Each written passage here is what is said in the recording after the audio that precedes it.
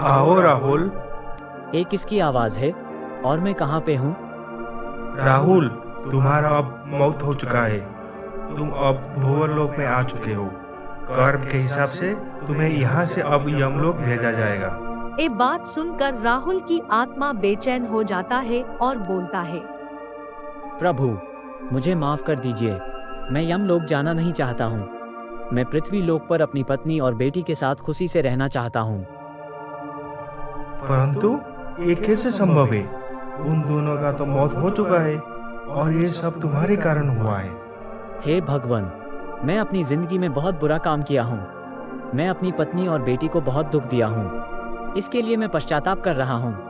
मुझे एक बार और मौका दीजिए। मैं सब कुछ ठीक करना चाहता हूँ। मैं फिर से सबके जीवन खुशहाल से भरना चाहता हूँ। मैं आपसे विनती करता हूँ, मुझे और एक मौका दीजिए। ऐसे कह के राहुल का आत्मा भगवान के सामने बार बार विनती करने लगा। ठीक है राहुल, मैं तुम्हें तुम्हारा गलती सुधारने का एक अवसर देता हूँ और तुम्हें आज से 30 दिन अतीत में भेजता हूँ। इस 30 दिन तुम्हारे लिए बहुत अहम है। तुम अपने आप को सही साबित करके इस इम्तिहान में खड़ा उतरना है।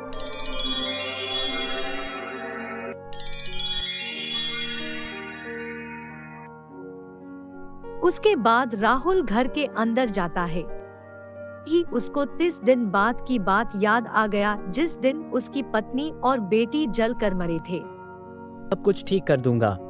नहीं, मैं ऐसा अब होने नहीं दूंगा। मैं सब तभी उसकी 5 साल की बेटी रिया पापा पापा बोलकर दौड़कर राहुल के पास आ जाती है। राहुल अपनी बेटी को गले लगाकर रोने लगता है। अच्छे पापा, रोते नहीं हैं। आप मत रोइए, मैं स्कूल नहीं जाऊंगी। पापा, आप मत रोइए, मैं। राहुल को ये सुनकर लगा जैसे उसकी ऊपर बिजली गिरी हो, क्योंकि राहुल को पता था कि पहले दिनों में वो कितना बदमाश था। वो एक ऐसा दौर था जिसमें राहुल का सारा वक्त शराब पीने में और जुआ खेलने में बीतता था। वो पहले अपना सब कुछ खोकर अपनी पत्नी अंजलि की कमाई से शराब पीता था। अगर वो ऐसा ना करता तो शायद पागल हो जाता। घर में रोज लड़ाइयाँ हो रही थी, जिसका असर रिया की ऊपर भी पड़ रहा था। इसलिए अंजलि रिया को बोर्डिंग स्कूल में डालना चाहती थी, ताकि घर की माहौल से वो दूर रह पाए। लेकिन राहुल सब कुछ बर्बाद कर चुका था। वो रिया को बोर्डिंग स्कूल में भेजने के खिलाफ था, इसलिए दोनों के बीच रोज लड़ाई होती थी। ये सब पुरानी बातें सोच सोच कर राहुल दुखी होकर रो रहा था। रिया लगातार राहुल को सांत्वना दे रही थी। रिया केवल 5 साल की थी, लेकिन अपनी उम्र के बच्चों के मुकाबले कहीं ज्यादा समझदार हो चुकी थी। उसे बाकी बच्चों की तरह स्कूल जाने का मन था, लेकिन उसे स्कूल के लिए पैसों की जरूरत थी और इसी बात पर मम्मी पापा हमेशा लड़ते थे।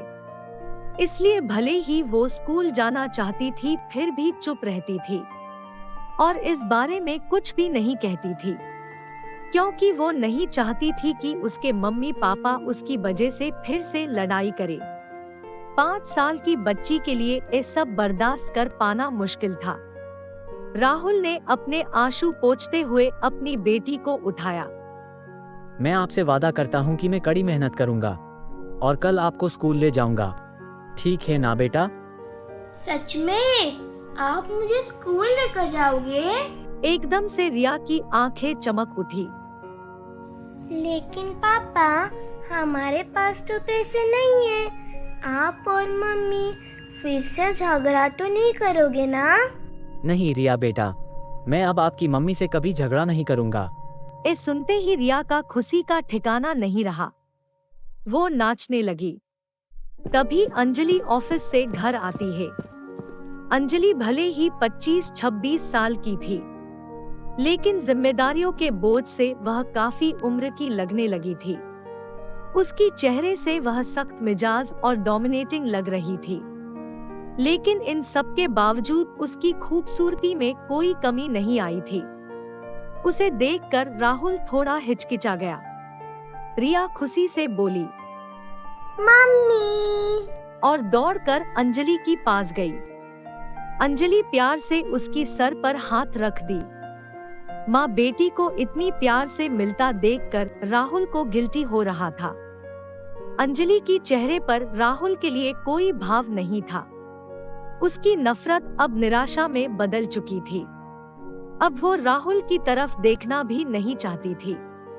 रिया खुशी से अंजलि को बोलती है, मम्मा, आप मेरे लिए क्या लेकर आए हो? तुम्हारे लिए मैंने इस बैग में समोसा लाई हूँ। आज सुबह तुम बोली थी ना तुम्हारे लिए समोसा लाने को। देखो, मम्मी समोसा ले आई। समोसा? ऐसे बोलकर रिया समोसा की पैकेट को हाथ से पकड़ ली। तब समोसा की गर्मी की वजह से वो पैकेट को नीचे रख दिया। राहुल बैठा बैठा दोनों को देख रहा था।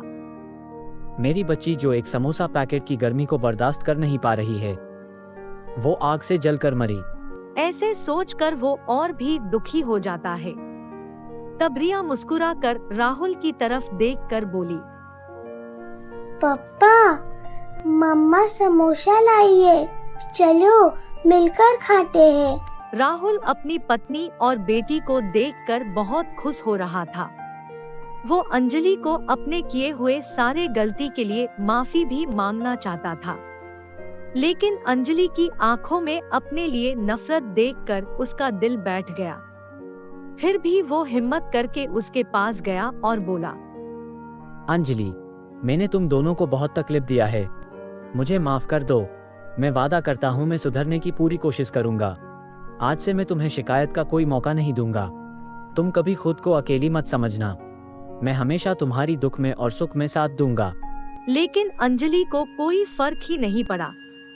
ये बातें वो पहले भी कई बार सुन चुकी थी।